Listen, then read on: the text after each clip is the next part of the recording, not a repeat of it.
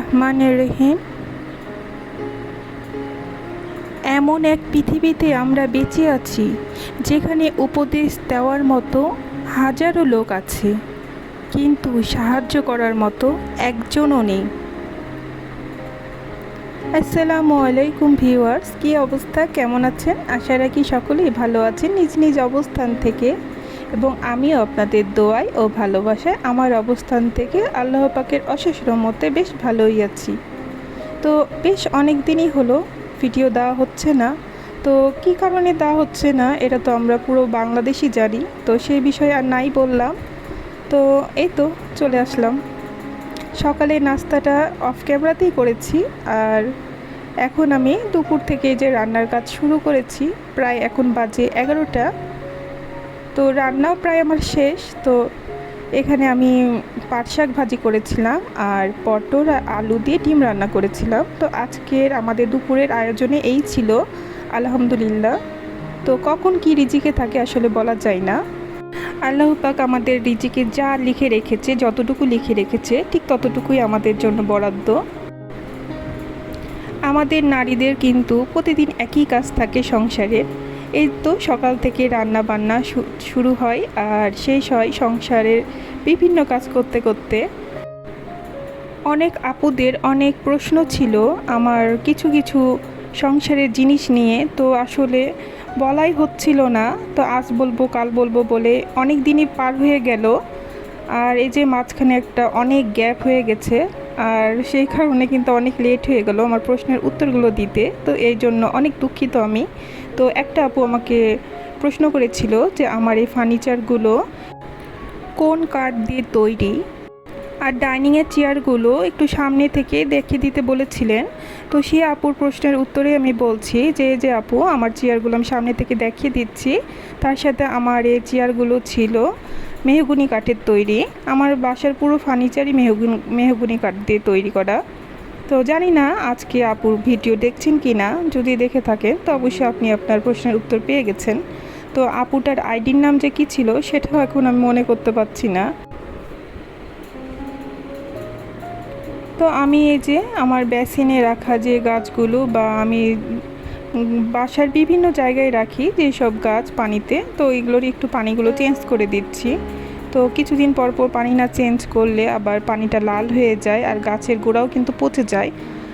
আর এই তো এখন যেহেতু বর্ষাকাল, একটু ডেঙ্গু মশারও ভয় আছে, তো সেই জন্য কিন্তু আমি এখন প্রায় পানিগুলো চেঞ্জ করে দিই।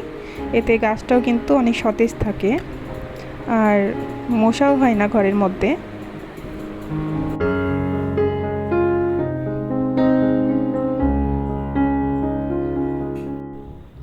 এখন পর্যন্ত যেই সকল আপু ও ভাইয়ারা আমার এই ভিডিওটির সাথেই আছেন, আশা রাখি আমার ভিডিওর কোনো একটি অংশ আপনার কাছে ভালো লেগেছে। আর সেই ভালো লাগা থেকে প্লিজ আমার ভিডিওটিতে একটি লাইক দিয়ে দিবেন। আর যদি বেশি ভালো লেগে থাকে তো আমার চ্যানেলকে সাবস্ক্রাইব করে আমার চ্যানেলের পাশেই থেকে যেতে পারেন। যদি আপনি এই কাজটি অলরেডি করে থেকেছেন তো আপনাকে জানাই অসংখ্য অসংখ্য ধন্যবাদ ও মন থেকে দোয়া। প্লিজ সুন্দর সুন্দর কমেন্ট করে আপনারা আমার চ্যানেলটির পাশেই থাকবেন, আশা রাখি।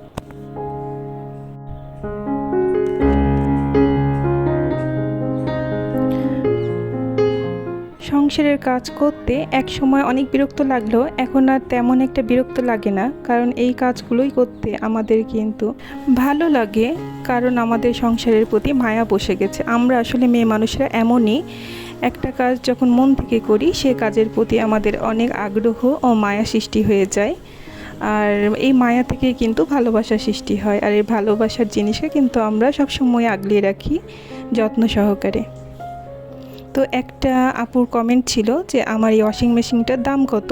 তো সেই আপুর উদ্দেশ্যে বলছি যে আপু, আমার এই ওয়াশিং মেশিনটা ওয়ালপুল ব্র্যান্ডের আর ইনভার্টার, আর এটার দাম ছিল আস্কিং প্রাইস ছিল 53,000, আর আমরা পে করেছিলাম 50,000। জানি না সে আপু আমার ভিডিও দেখবেন কি না আজকে। তো যাই হোক, যেদিনই দেখুক না কেন আমার এই প্রশ্নের উত্তরটা পেয়ে যাবেন।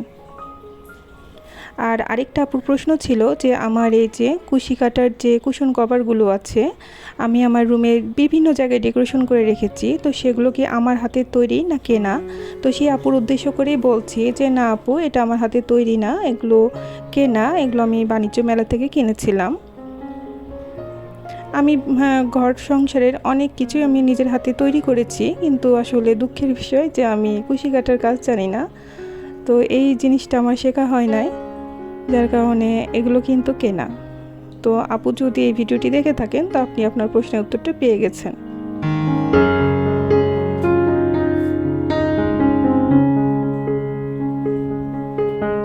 তো মাশাআল্লাহ, আমার এই পূর্ব দিকের বেলকনিতে কিন্তু সবসময় অনেক বাতাস থাকে, তো ঝিরিঝিরি বাতাস কিন্তু আসে।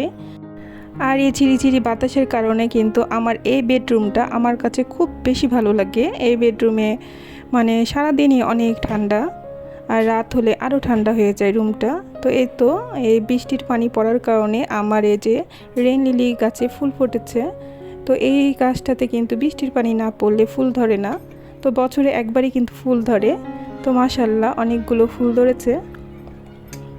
তো আমি বিকালে একটু লিগার করা করে একটু চা বানিয়ে নিলাম।